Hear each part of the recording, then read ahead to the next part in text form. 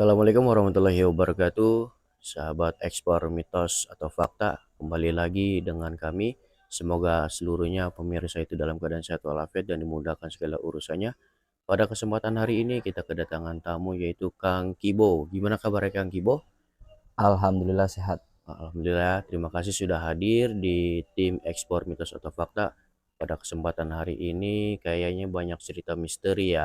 Dan banyak katanya sudah diangkat oleh cerita-cerita dari artis-artis yang lain. Dan bersedia untuk bercerita di ekspor mitos atau fakta. Bagaimana kisahnya? Mari kita sama-sama kita dengarkan yaitu Kang Kibo.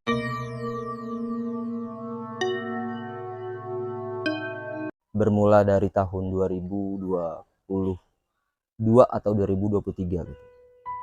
Setelah Lebaran Idul Fitri kemarin.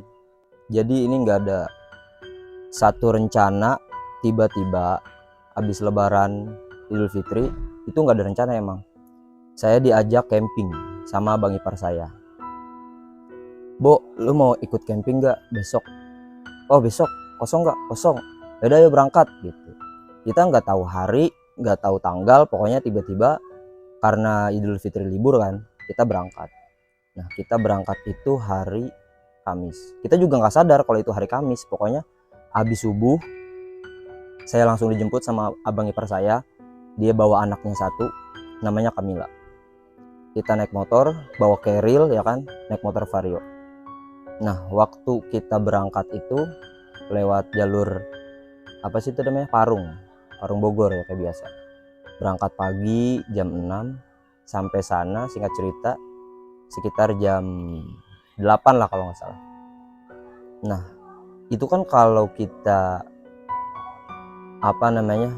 lihat hari Kamis, nyampe sana itu kan sepi, nggak ada orang ya kan. Pas kita nyampe sana tuh emang beneran sepi, bahkan di lobi utama dan di pendaftaran, biasanya kan kalau orang-orang camping itu kan di pendaftaran ya kan, ada loketnya, ada yang jaga buat bayar, buat parkir gitu kan.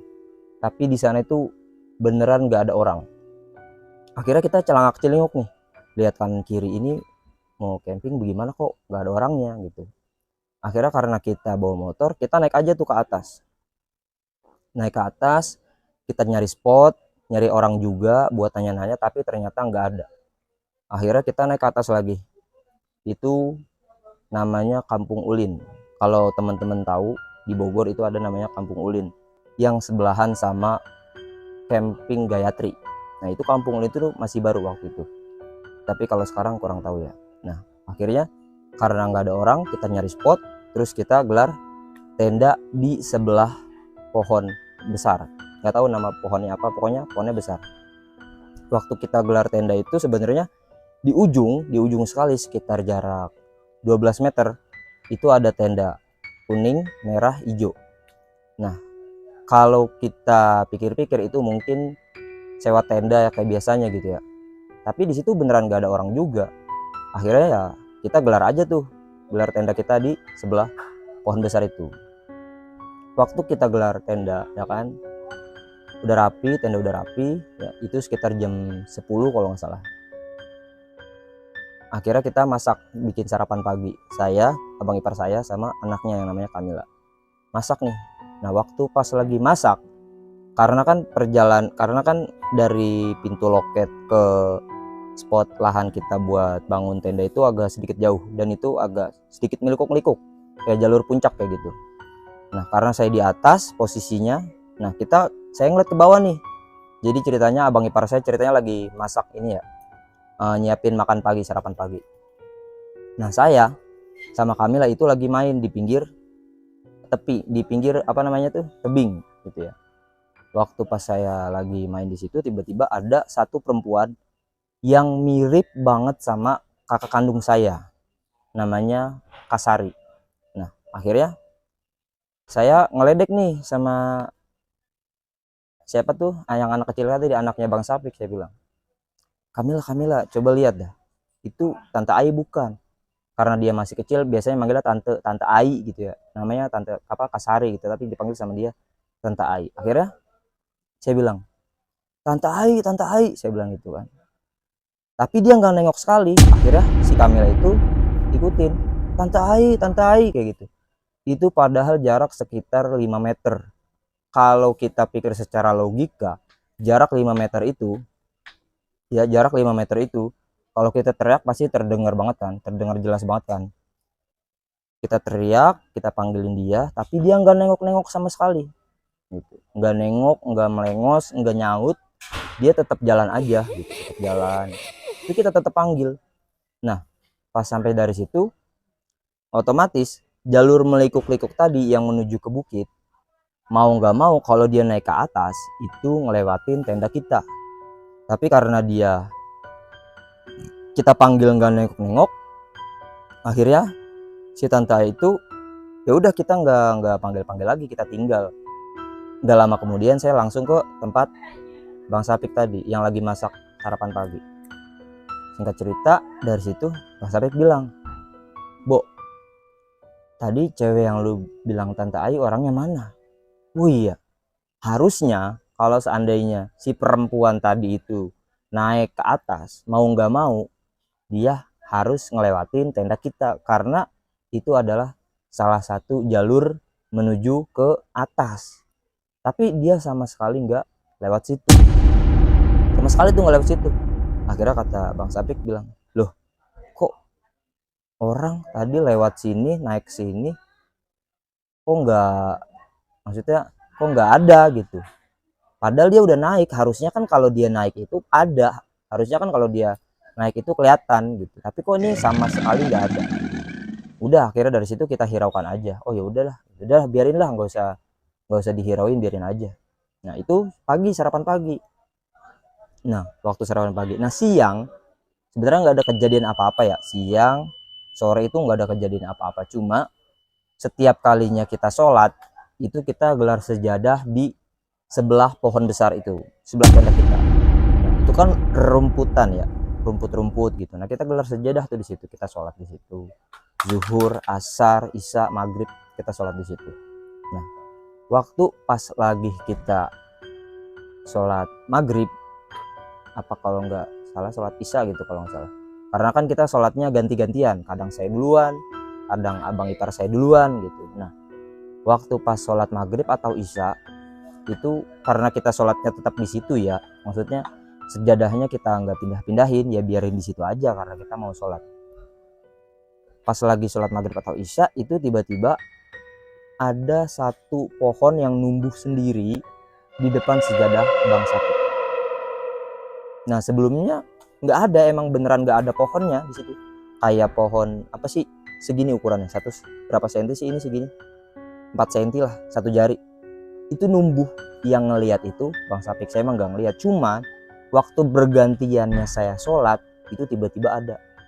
Nah saya kaget karena waktu Bang Sapik selesai sholat, dia bilang, "Bo, coba lihat ya, kok ada pohon," kata dia gitu. "Bah iya," dia bilang. Pas Bang Sapik bilang kayak gitu, saya langsung merinding tuh, saya sampai merinding sampai sekarang. Akhirnya dari situ karena saya kaget kan, wah udahlah biarin aja dah, gak usah di apa-apain gitu ya, gak usah dihirauin, udah sholat aja. Akhirnya sholat. Nah kita siapin makan malam. Mungkin karena saya terlalu capek ya, terlalu lelah dari siang sore ya, dari awal nyampe sampai malam itu belum istirahat. Kalau biasanya kan di tempat camping itu ada yang namanya apa namanya tuh, kamar mandi umum yang biasanya buat masak, yang biasanya buat apa namanya nyuci nampan gitu kan, ada kamar mandi. Tapi di situ ada 3 kamar mandi, yang satunya itu tertutup, satunya itu ada kayu-kayunya, jadi seakan-akan kamar mandi yang nomor 1 atau nomor 3 gitu itu dia tertutup. Karena jaraknya tempat camping saya, tenda saya nih ke kamar mandi itu sekitar 7 meter lah kalau nggak salah jaraknya. Akhirnya dari situ karena saya mungkin karena capek gitu ya, saya ngelihat di ujung kamar mandi itu seakan-akan kok ada kayak bayangan hitam. Saya bilang, "Bang, coba dah lihat ke kamar mandi." Yang saya lihat apa emang beneran ada? Saya bilang gitu. "Apaan sih?" kata dia gitu. "Nuh, coba nuh lihat." Saya bilang itu saya yang ngelihat sendiri. Tapi dari situ abang ipar saya nggak ngeliat. mana sih, nggak ada apa-apaan. No bang, coba tegesin, kayak ada bayangan hitam gede banget di depan kamar mandi, dia bilang gitu. Kata dia, kagak ada, udah lu kecapean kali, lu belum tidur gitu. Akhirnya udah tuh, ya kan, Bang Sapik tidur, Kamila tidur, saya masih di depan tenda masih ngerokok ke arah kamar mandi. Nah mungkin karena rokok saya udah habis, ya kopinya juga udah nggak ada, saya udah lelah juga, akhirnya saya tidur. Nah waktu pas saya lagi tidur, ya waktu pas lagi saya tidur itu tiba-tiba Bang Sapik bangunin, Bo bangun Bo, itu saya nggak tahu ya jam berapa, Bo bangun Bo, saya dibangunin. Soalnya kenapa, anaknya ya si Kamila itu dia mau ke kamar mandi, jadi saya disuruh nganterin. Karena saya capek, saya ngantuk, saya nggak bisa tidur, akhirnya saya nggak mau, enggak, udah nggak usah, ngantuk capek gitu kan. Akhirnya dia sendiri nih yang nganterin ke kamar mandi. Udah saya tidur di dalam tenda aja, dia nganterin sendiri ke kamar mandi. Singkat cerita, bang Sapik balik lagi. Udah tuh saya tetap terus tidur aja. Waktu subuh itu Bang Sapik bangunin saya, Bobo bangun Bo, ayo sholat subuh gitu kan. Wah lu udah bangun aja bang, saya bilang itu. Iya gue nggak bisa tidur. Lah emang apa nggak bisa tidur, orang lu tadi nganterin ke kamar mandi, harusnya lu udah tidur dong gitu kan. Tapi di situ dia malah bilang nggak bisa tidur. Emang apa bang nggak bisa tidur, udah dah nanti gue ceritain, kata dia gitu. Nah terus dari situ udah kita sholat subuh ya kan, sampai pagi, terus sampai siang. Nah siang kita pulang, itu hari Jumat karena kita berangkat hari Kamis, nggak tahu hari nggak tahu tanggal, kita pulang hari Jumat siang. Nah singkat cerita, waktu kita pas lagi sampai rumah, udah di rumah masing-masing, dan hari berikutnya Bang Sapik tuh main ke rumah saya. Nah saya nanya sama Bang Sapik, bang kemarin yang katanya lu nganterin Kamila ke kamar mandi itu, lu ngapa bisa apa, kenapa nggak bisa tidur dari situ, katanya lu mau ceritain gitu, ada apa gitu. Nah dia cerita, di tendanya dia itu, di tenda yang tempat kita tidur, kenapa kok dia nggak bisa tidur. Kalian tahu kan tenda itu bentuknya kayak gini, di tengah-tengah di sini ada pohon. Nah itu seakan-akan ada yang ngelilingin tenda, jadi bunyi sek, awalnya kayak gitu, sek sek. Kalau rumput kan kalau diinjak bunyi sek sek gitu. Terus Bang Sapik takut nih, karena apa, malam gak ada orang, yang dikhawatirin itu ada maling yang mau ngambil motor, soalnya motor kita itu parkir di sebelah tenda. Terus tendanya langsung dipukul sama Bang Sapik dari dalam, dar kayak gitu. Nah dari situ Bang Sapik setelah mukulin gitu, suaranya nggak ada, suaranya udah hilang suaranya. Terus dia mencoba untuk tidur lagi, kata Bang Sapik nih, dia cerita waktu pas udah saya nganterin, dia giniin lagi tapi suaranya udah nggak ada. Terus berulang kali kayak gitu. Akhirnya Bang Sapik diemin nih. Waktu didiemin, kok makin lama suara itu, yang suara tadi yang muterin tenda itu makin kencang, sok kayak gitu suaranya, muterin tenda, sok. Baru dari situ Bang Sapik langsung keluar buru-buru ke keluar tenda, dia ngelongok, kok nggak ada orang gitu. Jadi apa namanya, waktu Bang Sapik nyampe rumah, sebelum ke rumah saya tuh dia nanya sama temennya, seakan-akan kayak orang bisa lah gitu, katanya itu ada makhluk halus yang gak seneng sama kita di situ. Bahkan sampai saya hari Jumat di situ emang gak ada orang, gak tahu kenapa saya, maksudnya gak tahu apa itu beneran kampung ulin yang saya masukin, atau itu adalah sebuah adalah sebuah tempat camping yang belum direalisasikan. Karena dari penglihatan temen Bang Sapik waktu dia di rumah, itu katanya pocong yang lagi muterin tenda kita gitu. Dari situ wah, kita pas nyampe rumah, taruh dulu dah bang, kemarin kita berangkat hari apa dah, hari Kamis, sekarang waktu kita pulang itu hari apa, hari Jumat. Loh iya ya, wah pantesan aja, saya bilang gitu, pantesan aja ada suara kayak gitu. Waktu gua ngeliat di kamar mandi aja kayak ada bayangan hitam, saya bilang itu. Waktu kita masuk aja nggak ada orang, saya bilang gitu. Apa ya, udah dari situ ya udah. Jadi mungkin itu aja cerita Mungkin itu aja yang bisa saya ceritakan kepada kalian semua, karena itu adalah sebuah pengalaman yang paling menegangkan menurut saya untuk bagian camping gitu. Kang Kiboy, itu memang kejadiannya pas lagi camping dengan teman-teman itu ya? Sama abang ipar. Oh, sama abang ipar itu ya? Iya, Ah, itu memang benar-benar nyata itu tuh. benar-benar nyata, betul. Apa namanya, sosok itu yang benar-benar Kang Kiboy lihat gitu ya? Iya, betul. Nah, kira-kira ada pesan nggak untuk pemirsa ekspor mitos atau fakta ketika saat camping gitu? Mungkin kalau pesan dan kesan itu, kita jangan merusak alam dan harus melestarikan apa yang dimiliki oleh alam. Mungkin kesalahan saya, ada satu perempuan yang saya godain itu tadi. Saya nggak tahu itu makhluk halus beneran atau orang asli, saya nggak tahu.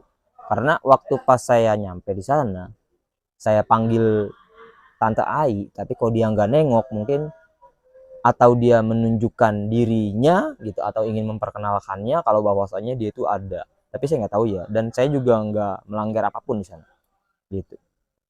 Oke, terima kasih untuk Kang Kiboy dalam cerita misterinya di ekspor mitos atau fakta. Mudah-mudahan kita bisa ketemu lagi di episode yang ini, Oke. kayaknya ceritanya masih banyak ya Kang Kiboy ya. Iya, sebenarnya masih ada. Saya juga masih ada cerita uji nyali, sebenarnya masih ada. Iya, iya, ya. Mungkin nanti di episode selanjutnya kita Betul. akan bisa mewawancari Kang Kibo dalam misterinya. Oleh karena itu, sahabat eksperimentus atau fakta, mudah-mudahan dalam keadaan sehat walafiat, Amin. dimudahkan segala urusannya. Terima kasih. Amin. Assalamualaikum warahmatullahi wabarakatuh.